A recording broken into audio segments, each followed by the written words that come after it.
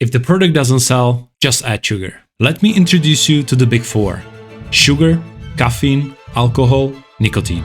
And have they become the silent salespeople of top brands? All of those ingredients are scientifically proven to stimulate pleasure centers in the brain. Today we will talk about the one that is perhaps the most underestimated, yet widely used to trick your mind. I will show you how sugar companies took ordinary healthy products and turned them into the sugar bombs. And then with a simple marketing formula, made them worldwide bestsellers. Over my 18 years as a marketer, I never thought things would be taken to the extreme we can see today.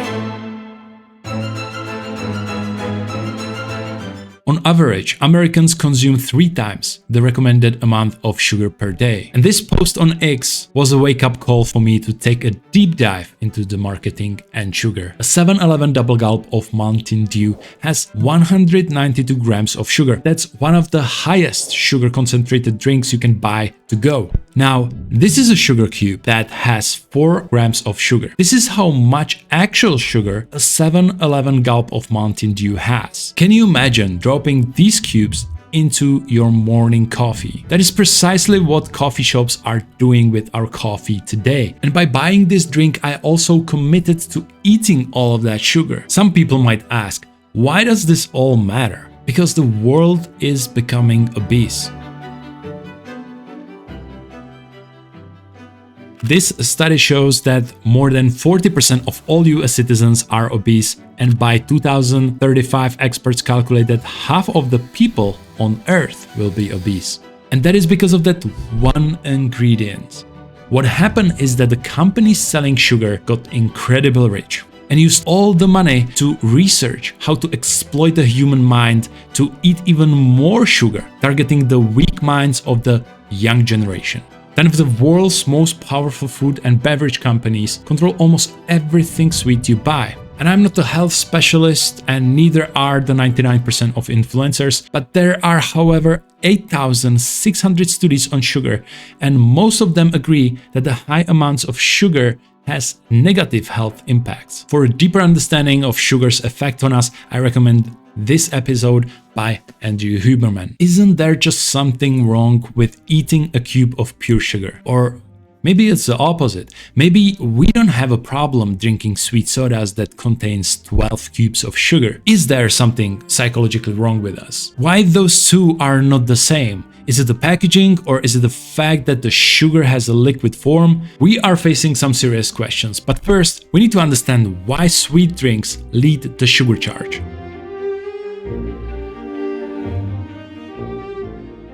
It's important to understand that sugar is not the main driver of the sale. Let me explain. You see, the secret doesn't lie in the sugar itself. No one wakes up with the craving for a plain cube of sugar. And one of the most basic needs in the modern world is hydration. And ironically, if you drink a sweet drink, sugar makes us even thirstier. We'll get to why sweet drinks are the Trojan horses of the sugar industry after this short story. Let me tell you about one of the greatest marketing stunts. Sweet cereals changed the way not kids, but the whole world eat breakfasts. And it wasn't always like that. In 1960s, the typical morning meal consisted of eggs, toast, and oatmeal. But as life sped up, so did our morning routines. It was a perfect time for a market shift, introducing ready-to-eat cereals. Marketed as healthy, these cereals soon caught an eye of sugar companies. But sugar companies immediately saw their opportunity and transformed these breakfasts into the child's dream. Colorful, fun shapes, cartoon characters, and high sugar content. It got so popular that parents and health experts began to raise concerns about the high sugar content. And so the companies reformulated their cereals, reducing sugar and adding more nutrition and vitamins. But till this day, high sugar cereals remain to be a big part of our breakfast. After the story with cereals, do you think it's a coincidence that sugar-dense products are sweet and colorful? No. They are designed with one goal in mind: captivate children. Kids are the prime targets. Research shows that on any given day, 60% of children consume a sugar-sweetened beverage, and a typical 20-ounce soda contains about 60 teaspoons of sugar, and that's a double the daily limit recommended for kids. And that's just a drink. Imagine telling kids that you had your soda, so you won't get any sweets today. If you think government is going to do something about it, then think twice. The US government continues to only discuss this topic. You have to understand that the sugar companies are extremely powerful. The sugar sector accounts for 30% of all US donations to agriculture, while they only need 2% of the farms. Regulating the industry is not going to happen. There is too much money involved. Government is not only failing to regulate these products, they are giving them a green light. There's a 5-color nutrition rating system called the Nutri-Score. Its main purpose is to demonstrate the overall nutrition value. The score is from A to E. A is the most healthy and E is the least. So according to Nutrition-Score, this is the best nutritional value product on the market you can find. And most of these products won't be labeled as high sugar content, but instead we are drawn to clever marketing terms like high energy food, which brings me to a story of high sugar sport drinks made their way to the market. In 1960s, the sport drinks emerged primarily as a solution for athletes to replenish energy and hydration. However, as the fitness and wellness gained momentum, these drinks were not consumed by elite athletes anymore. The celebrity and athlete endorsements marketing strategies were highly effective, emphasizing that the idea that these drinks were essential for anyone leading an active lifestyle. Many of these sport drinks were high in sugar, leading to concerns from health professionals. So sugar companies did the same thing again. They introduced lower sugar variants and added vitamins and minerals to enhance the perceived health benefits. Why can't we say no to sugar? There are psychological but also physical reasons behind sugar cravings.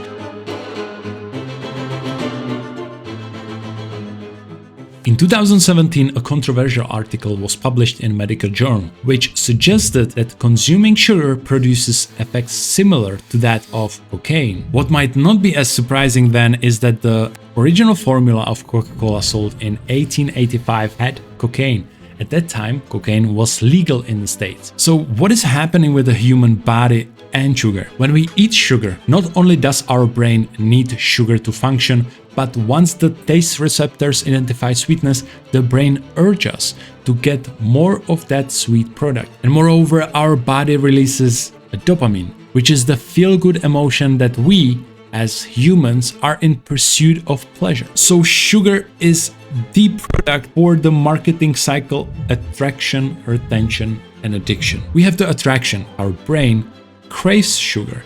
We have the retention. Once we get the sweet taste, we crave even more sugar. And we have the addiction. We can become addicted to the process and dopamine. This cycle has been known for decades, and so the sugar empires were being built. Advertisers made sure that they made us believe that sugar belongs in our lifestyle, and it worked just perfectly for brands like Coca-Cola, PepsiCo, and others. At least until 1995, when some of the health organizations made an effort to educate the public about the health impacts of sugar. And that had a massive impact on Coca-Cola sales. Over the next 6 years, Coca-Cola struggled with sales. But then, something changed.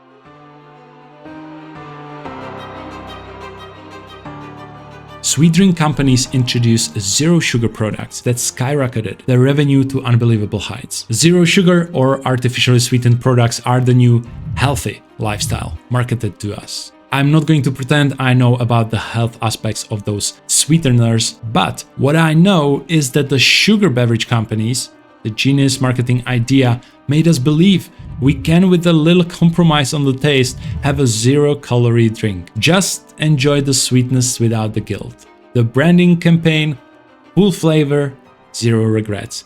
It was more than just a statement, it was a promise, and promise that zero sugar delivered on. So in the end, zero sugar drinks didn't just become another product on the shelf. It became a part of people's lives, a symbol of making healthier choices without sacrificing the taste. And guys, just very quickly, I made a promise to deliver unbeatable marketing content, but some of the best content is not good for YouTube retention. So for this type of content, you can sign up for my free newsletter on michalmikush.com. And now back to our video. It's not just about the sugar itself. There's a clever trick at play with all of the sweet sodas, including Coke, that mask the sweetness overload that we would otherwise have. This is why you can drink not only this sweet soda can with 15 cubes of sugar, but even a 2.5 liter bottle that contains 110 cubes of sugar and still not tasting too sugary, meaning you end up drinking more of that drink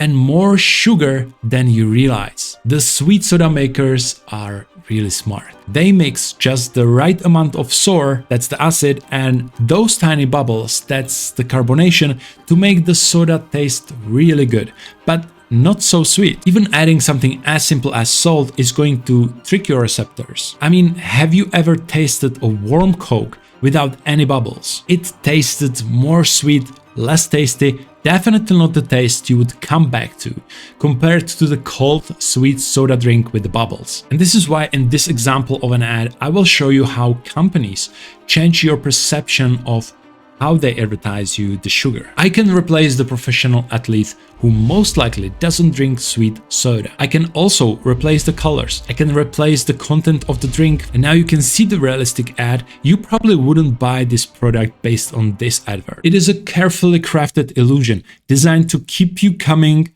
for more. All I'm saying is let's not focus on the bad and let's praise the good examples to educate people. For example, this one.